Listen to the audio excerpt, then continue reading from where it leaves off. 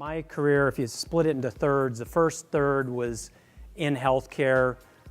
Started out what's now Accenture implementing health IT systems, a couple dozen different hospitals in the West, and then started Microsoft's healthcare platform business when they were getting in enterprise. And then I left healthcare for a long time. I'm a startup guy, love startups. I'm a very optimistic guy, as I think anybody who is in the startup space is. But for a long time I said healthcare is where tech startups go to die, and I like startups that succeed. But with this post-Copernican view and the shift that's happening, I think there's never been anywhere near as interesting a time to be in healthcare. So I'm going to get into that as we go in, and I'll shed some light on at least my observation on some trends, and then really get into the opportunities and kind of where I'm spending my time. But start out with some of the challenges we have. This is data from one state. If you look at the left side of the screen, this basically looks at spending adjusted for inflation in the state of Massachusetts, and it's pretty similar state to state, how much it's gone in healthcare. And yes, taxes have gone up, but it's largely a zero-sum game. If you look at the consequence of the spending in healthcare, almost all the other items are social determinants of health. And so we're really have a big cost to the way that we're addressing healthcare in the U.S. And I actually have seen some reports even in BC about the impact of healthcare on education budgets. So I think it's one of those things that does transcend borders. If you take it at individual level, somebody like myself, during the course of my career, if you took what, we have an employer-based healthcare system in the U.S. If you look at what employers were paying for health benefits at the start of my career, and if you had applied regular inflation to that versus, the hyperinflation that we've had, in my lifetime, what we've spent on healthcare has gone up 274 times as compared to 8x for all other goods. If you invested that spread between had healthcare grown at a regular rate of inflation versus what it did, the typical American family would have $1 million. If that was invested in S&P index fund and reinvested, they'd have $1 million in their retirement account. And most Americans have next to no retirement account. So it's coming with a real cost there. And it's, some people think, oh, doctors are getting rich. Well, that's not really the crux of the issue. If you look at that red bar, that's the kind of growth of doctors. The yellow, if you're a disruptor, to me spells opportunity. This is administrative overhead that frankly hasn't done a lot to increase the lifespan. In my lifetime, really the lifespans have not gone up. And so there's a real opportunity there, and to see things that we've seen in other vertical markets come into healthcare. And as a good example of that, the Health Rosetta, I kind of take inspiration from the Rosetta Stone. As indecipherable as Egyptian hieroglyphics were at one time, healthcare is similarly indecipherable to a lot of people. And really what the Health Rosetta is about, it's a non-commercial open source project using the ethos of open source. It's not code. There's an organization pictured there on the left that's an employer that's really done the most to apply, even before such a project existed, apply the elements of the Health Rosetta. And when you see what they've done, you see what's possible. And if we could spread that much more broadly. They're a hotel chain. About 20 years ago, they just were fed up with the way the U.S. healthcare system was operating and the way the insurance was, and they just took a different path. It's a longer story, but fast forward, as compared to other employers in the U.S., they spend 50 cents on the dollar, fantastic health benefits, period. They among other things, they pay for their employees' college education after some, few years of service. They pay for their employees' kids' college education. And if that wasn't enough, because essentially they save about $10 million a year compared to other companies. The CEO has become a tremendous philanthropist, and he's adopted an inner city neighborhood near their facility, very crime-ridden area, low graduation rates. If you look at what's happened during this time period, crimes dropped 67%, high school graduation rates have gone from 45% to nearly 100%, and now he's adopting a neighborhood that's 5 times the size because it's going so well. And so that's what's possible. I mean, at a private level, they've done that. Imagine if we applied our dollars a little bit smarter than we have. PwC, certainly a well-regarded organization, has stated at least half of what we spend in healthcare doesn't add value, which is really shocking. And imagine you were Amazon's head of procurement and you went to Jeff Bezos and say, hey, Jeff, good news, half the servers we buy for our data center don't add value. I mean, that guy would be fired, in a second. Yet in the US, the second biggest spend for most corporations is their health benefits spend. And it's really been unmanaged. And that's, I think, what's beginning to change. I'm on there's a health innovation center that Oliver Wyman, which is sort of a McKinsey-esque consultancy that's a sister company to Mercer, which is one of the big benefits consultancies in the States. And they have this advisory council that really represents every sector of healthcare, and typically their CEOs are top 2 or 3 individuals, and they sort of coalesce their thinking to this $1 trillion disruption, which basically they make the case that based on the input they've gotten from leaders, these aren't just a bunch of startup people in a room, saying $1 trillion of that $3 trillion we're going to spend is going to shift from one set of players to another. I mean, that's tremendous opportunity. That's tremendous winners and losers. And I think everybody in here are the sorts that are going to lean into that. That's not that I was coming just for the money back to healthcare, but that's one of the reasons I'm so bullish on the opportunity as you shift to a value-based model. And if you look at some things that are accelerants, some of you may be familiar with this notion of black swan events. It's used in the investing world, these kind of surprise events. Well, I'll go through a few of the potential accelerants to that disruption. I love this quote. It talks about, what's a black swan to a turkey, kind of a surprise, isn't a surprise to the butcher. And to avoid being the turkey, you want to identify those areas of vulnerability in order to turn those black swans white. And I think that's a lot of what I think many of us are trying to do. And if you're an organization that is an incumbent organization, this is an opportunity to really be one of those ones that survives the transition and takes advantage of the opportunity rather than be a victim of it. A few examples of the things that could accelerate it. If you look at the way we approach end of life in the US at least, it's pretty bad. There was actually just an article in the Washington Post a couple days ago about a woman that she actually did it right because she's very knowledgeable of educating people on choices at the end of life. Probably saved the system $1 million, but she had a much higher quality of life. You look at La Crosse, Wisconsin, they have the adult discussions around advanced directives. I mean, the reality is doctors die different than the rest of us because they're well aware of the limits of medicine. And unfortunately, the common man, the lay person doesn't understand that. They do understand that. It was initiated and embraced by the health system in that community. And Medicare, the biggest single payer in the US, they spend 40% less per capita, but more importantly, people have a end of life that is much more in line with their goals.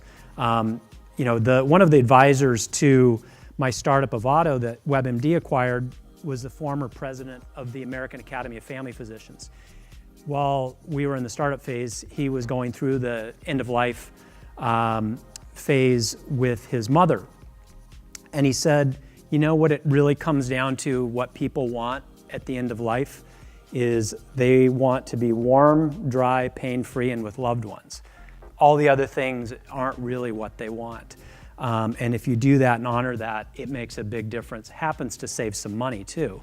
But that's really secondary. And if you look at what's happened in some areas, it's really a profound impact. The last bullet there is a great book, if you haven't read it, called Being Mortal by Atul Gawande, great surgeon/writer. And if you look at kind of the prescription he has in his book, if those things take hold, I think that will further accelerate this shift. Again, in the U.S., employer-based system, you're starting to see some organizations say, gee, this is a controllable expense versus an uncontrollable expense, which is the way a lot of people have looked at healthcare. And this is where you're seeing, as you apply a proper model to a number of the elements of healthcare, such as primary care, you can reduce utilization, not by cutting people off, but being just proactive. I mean, I would say the healthcare system in the U.S. is a fantastic system if there's a 5-alarm fire, the equivalent of a 5-alarm fire. But, meanwhile, we let, kids play on dry hillsides with fireworks, and we build buildings without exits and sprinklers, and we don't nip these issues in the bud. And you're starting to see this change, and business coalitions wanting to mimic what that hotel chain, Rosen Hotels, is doing. You're seeing that. A lot of them are just very fed up, frankly, with the healthcare system. And there's going to be an impact on that. If you look at the way that we have funded in the U.S. through revenue-based bonds, I don't think you can make a case that there is not a bubble there. Every health system CEO that I talk to readily admits there's at least a 40% overcapacity. If you look at the ratio of beds per thousand, U.S. is way off the charts.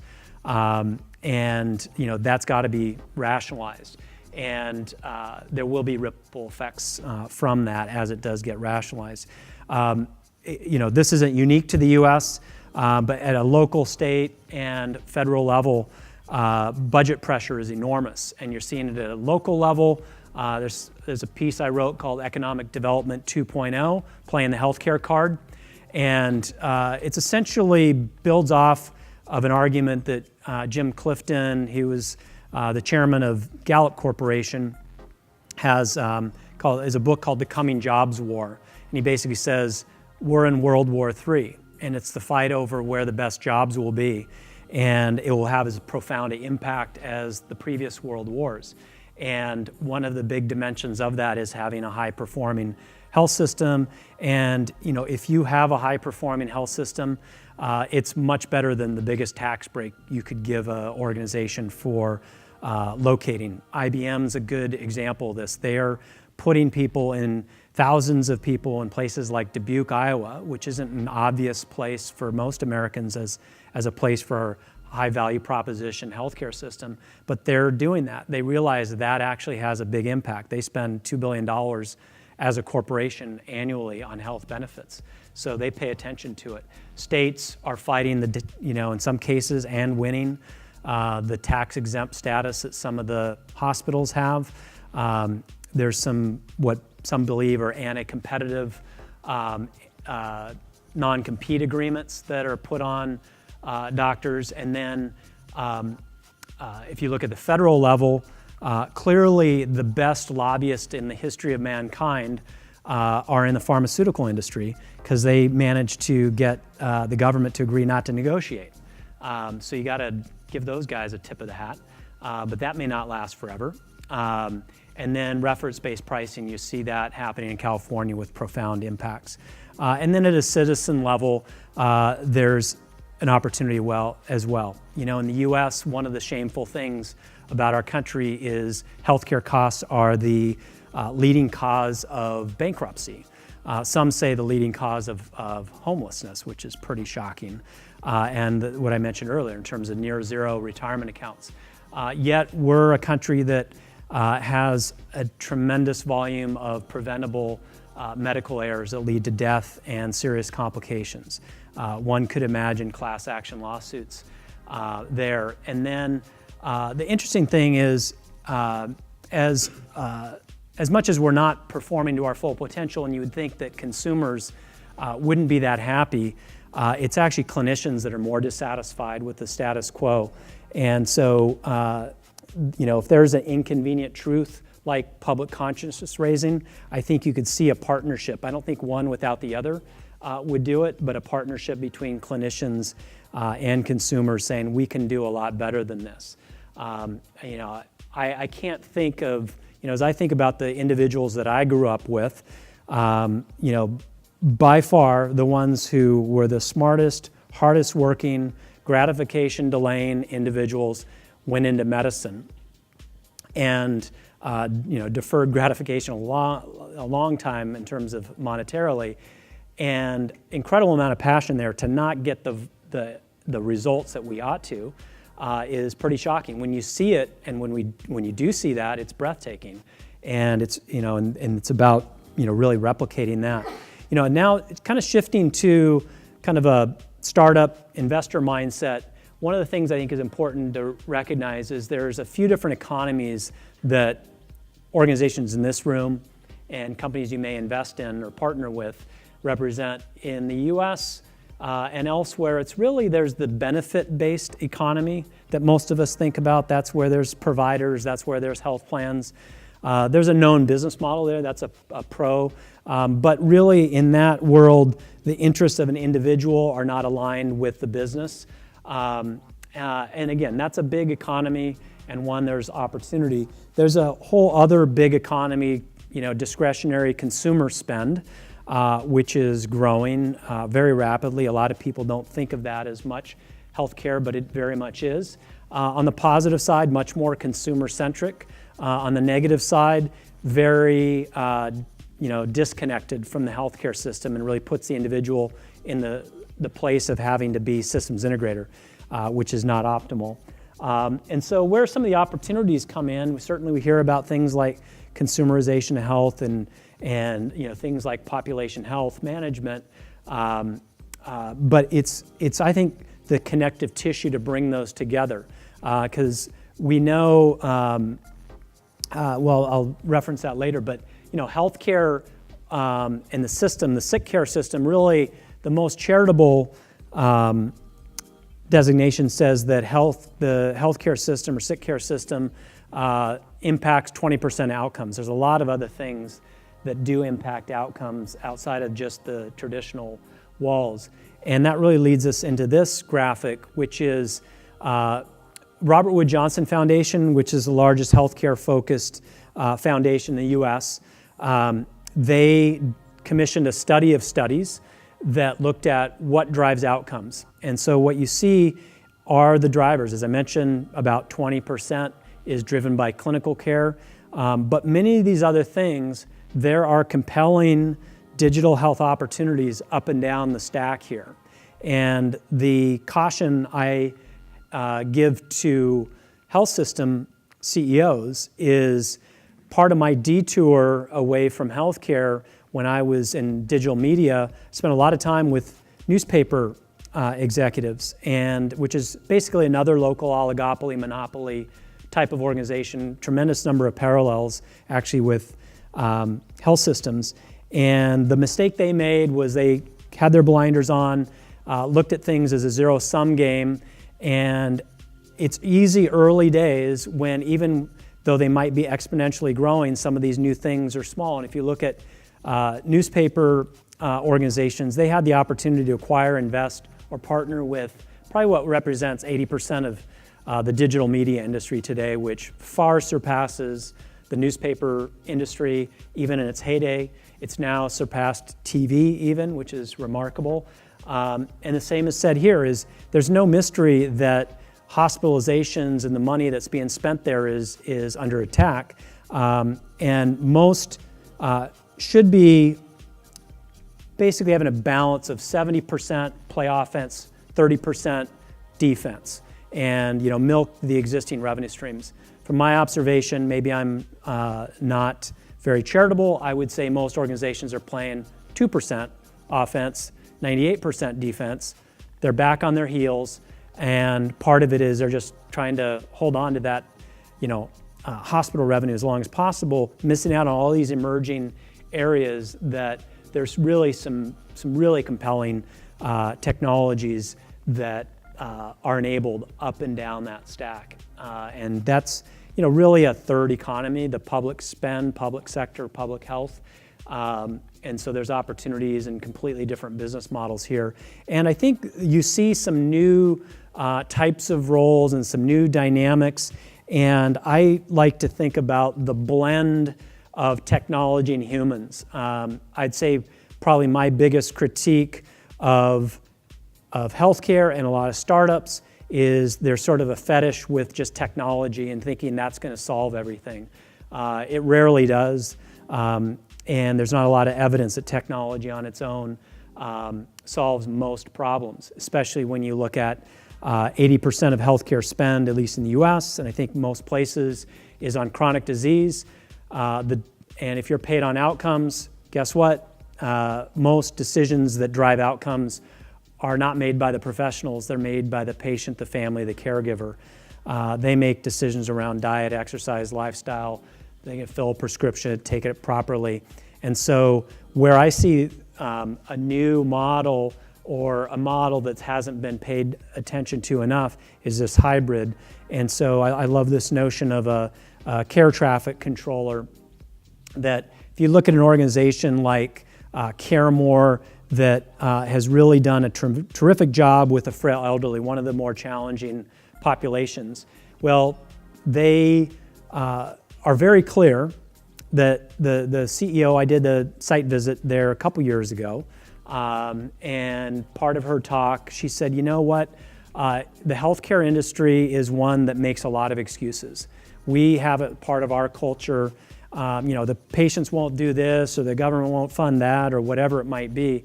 Said, we're in the no excuses business, and we're gonna get at the root cause. And so, an example, a simple one is how they remotely monitor patients. So let's say you've got congestive heart failure. It's well known that an early warning indicator of things going sideways is gaining weight because you're retaining fluid. And so they send people home with a wireless scale and monitor it remotely. And when suddenly there's a meaningful gain that's outside of what they'd expect, they will call, Mrs. Greenberg in this case, although there's a low blood pressure reading in this example, and say, look, we need you to come in. And if she says, gee, my adult daughter is my transportation, I can't get in, they will send a car out and get her. And it goes through their whole system. I mean, they will go in when there's a heat wave in Southern California, they'll make sure their members have functioning air conditioners. They go and visit people's homes and make sure that people with risk of a fall don't have carpet with like a shag carpet that might lead to a trip, and they've got a toenail clipping clinic because that leads to cuts and potentially diabetic ulcers. They just go through that and do this nice hybrid of the remote monitoring and technologies.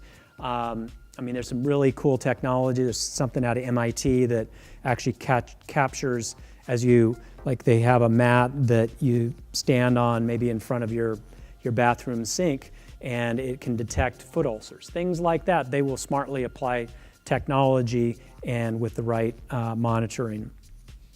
Some of you have probably heard this quote before, the future is here, it's just unevenly distributed, commonly used in technology. Well, I'd say that's true in healthcare. If you look at, not unlike what happened with the transition with digital media, there's a lot of things that are kind of under the radar that most organizations aren't paying attention to, that while the newspapers, similar to health systems today, in a lot of cases were worried about the crosstown rival frontal assault, it was death by 1,000 paper cuts. So if you look at the different needs that people have in healthcare, they're getting them addressed, whether it's on-site workplace clinics, direct primary care, again, a bunch of different examples we don't have time to go through, but bit by bit, they're slicing pieces out, and where they can prove they're performing better, they're really getting tremendous growth. And the level of venture funding going into some of these organizations is phenomenal because they continue to push that. And I'll say I put my family where my mouth is on this. My folks are in one of these clinics, IORA's, which has a Medicare Advantage clinic, kind of like CareMore. I mean, it could not be more different than the health, the multi-specialty practice they're in, which is in Seattle, very well regarded. But it's one where they're not coordinated and they're not proactive in terms of how they do things. And I could share a personal story, if we have more time, or maybe if there's a Q&A, about the difference between that versus what they're getting now. Again, it's phenomenally better and happens to be less expensive too. I think of this as kind of the shadow healthcare system. If you go look, there's a lot of stuff going on that's growing exponentially, but it's off a small base. Just like Facebook once upon a time was a very small company. Google was a very small company. They were growing exponentially.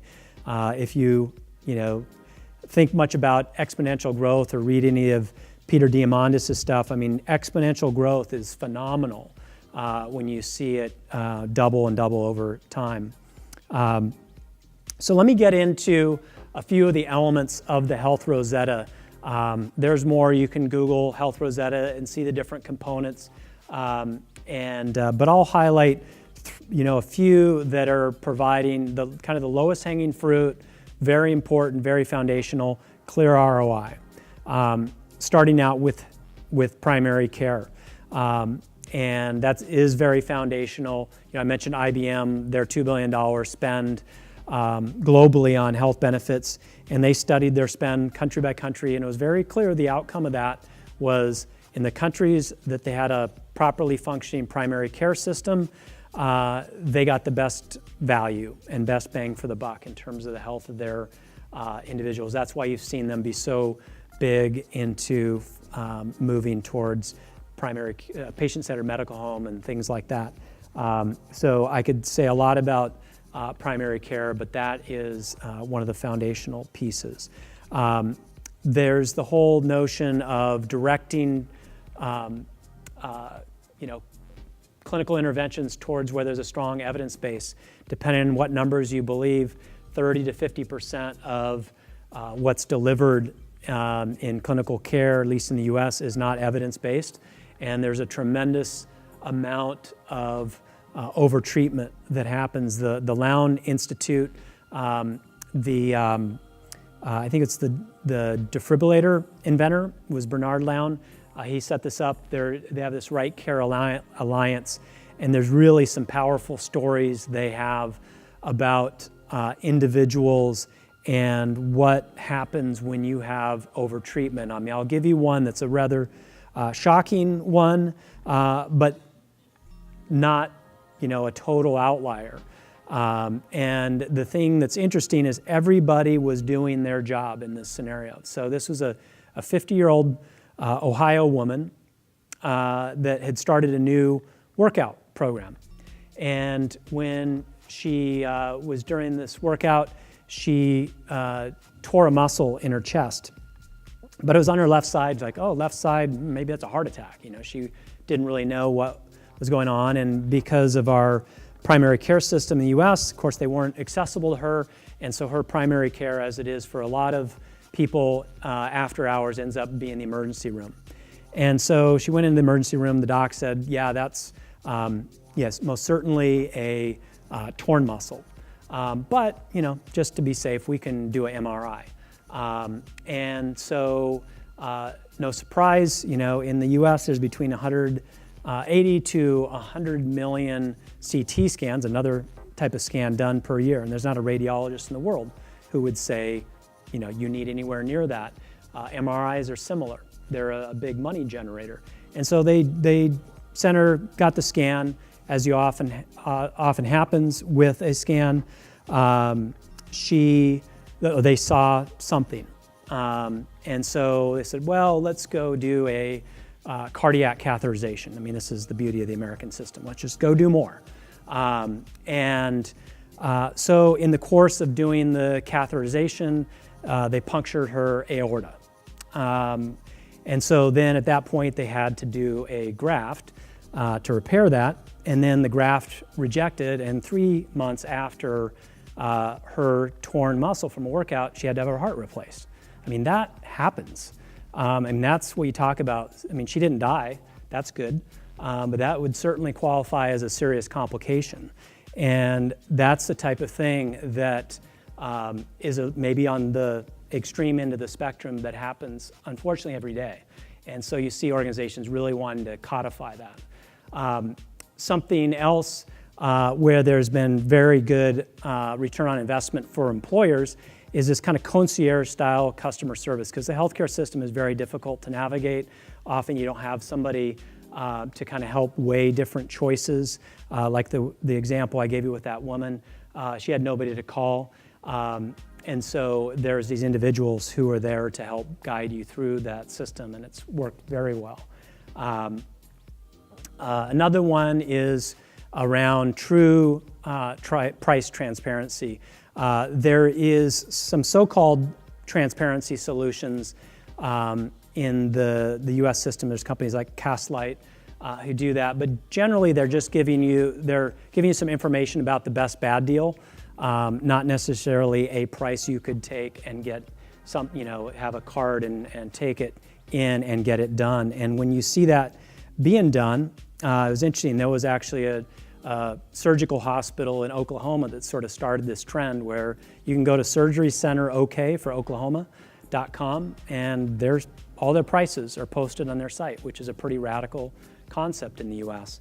And now and so people, even if they don't go to Oklahoma, are using it as kind of a way to go to, do the equivalent of Best Buy price match. So some hospitals, will actually honor that price in the right circumstances. So there's some really interesting things going on there where it's really a true price that you can get activated just versus kind of just some information. Another key element is weaving pharmacy management into primary care. ChenMed is an organization that's done particularly well here, where the pharmacy's basically brought into the exam room. The role that the doctor has to play there is a very important one, and they're getting far better adherence to prescription regimens as a result. Again, an area that really performs well. Michael mentioned the 95 Theses for a New Health Ecosystem that Leonard and I have been working on, which really, I think, I'll speak for Leonard and say, I think we really just did, I think, a decent job of curating some of the best thinkers on how the future is going to unfold. We're getting pretty close to what we think are a version 1.0. If you Google that, you can find it. We haven't really shined a light on it yet, but would love input as we get closer to that. We're now going through the process of each of those theses. We're having what we feel are the experts on that topic expand on it. So we have people like Eric Topol and Bill Gates and Susanna Fox and others expanding on that. But what I'm going to do is use Martin Luther's Wall to give you a few calls to action, depending on what you represent. You might be a healthcare purchaser, whether you're a public entity or an employer or union, whatever it might be, is really analyze and deploy the relevant elements of that Health Rosetta. What we're doing is you can go, as you Google that, see the elements at a high level. We've now blown out 3 or 4 of the categories, just probably a 3 or 4 level, a 3 or 4 page level of detail, some cases more, that kind of gives a playbook for organizations. And truly, the nice thing here and why I'm such an optimist is all the solutions that are needed to fix healthcare have actually already been created and invented. And one thing I learned going back to when I was implementing systems at the start of my career is you got to fix process before you apply technology. I think in a lot of cases we've done the opposite of that in healthcare. And so a lot of this is we got to be smarter about how we purchase. I mean, that's ultimately, as I deconstructed our situation with Avata, we were successful. We were one of the relatively few exits, but we weren't wildly successful. And so why is that? Well, ultimately, when I unpack that, when you have smart healthcare purchases, they buy smart modern technology, which creates off-the-shelf market opportunities for a lot of startups. When you don't have that, that's when you have maybe not the highest performing healthcare systems buying very antiquated software that has many more zeros than modern IT really needs to have. And so that's one of the things that I say to a lot of the technology companies, hey, it starts at home. I wrote a piece directed to Amazon. I mean, they're an amazing organization in a lot of ways, but basically they're buying healthcare like a crusty old out-of-date company, and they could be a lot smarter about it. If you're a new venture, whether you're a startup or you're funding new ventures or you're have an entrepreneurial effort, don't forget that human element. Also, don't forget the fourth aim. We hear a lot about the triple aim, better outcomes, lower costs, better patient experience. I think too often we forget the fourth aim, and I'm really evangelizing the quadruple aim, which is a better clinician experience. I think, at least what I observe in the US, is we're layering more bureaucracy and more stuff on top of a flawed model, and it's no surprise we've got record levels of burnout and dissatisfaction amongst the doctor ranks. I think the most sustainable winning solutions are going to really have that fourth aim in mind. And of course, I look at the Health Rosetta as sort of like, I don't know, Linux, maybe an analogy. That's a free open source deal, but there's a lot of commercial opportunity to be built around that and value to be added around that, and I hope people do that. For investors, certainly, steal the Health Rosetta concept if you like it. That's something that's where I'm focusing my energy as I looked at, I left WebMD about 5 months ago and thought, where's the biggest lever for me, beyond the writing and speaking and some of that, it's getting behind a seed fund. And the way I look at the Health Rosetta is, beyond what I've described, is almost an investment thesis. So we'd love feedback on that. We love partners, investment partners on that. And so happy to talk with any of you. And then for change makers, I mentioned the Inconvenient Truth type of documentary. That is something that Leonard and I are working on, much to our surprise, given that not for a minute of my life up until about 6 months ago did I ever think about making a film. But when I ultimately thought about how do you accelerate the shift to a higher value healthcare system that really realizes its full potential, it really came down to that partnership earlier. I don't think it happens without a partnership between clinicians and individuals. Call them citizens, patients, consumers. It's only that partnership. And I think the only way that happens, the few times that's happened, which is obviously a huge goal, is it's been kicked off by a documentary. So that's what we're working on. To our pleasant surprise, we knew somebody very connected to some, amazing filmmakers. And so we need more on our team though, and it's early days. So if you're interested in that, let me know. Okay.